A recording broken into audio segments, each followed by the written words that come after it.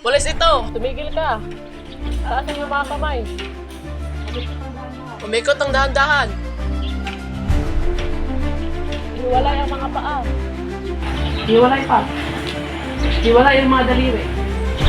Iharap sa akin ang iyong mga palad.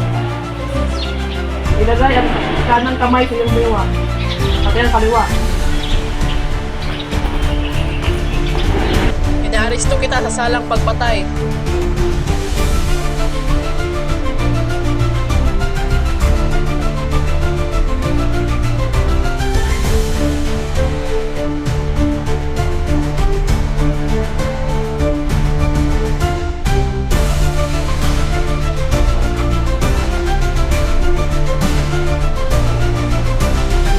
Ikaw ay may karapatang manahimik o magsawalang kibo.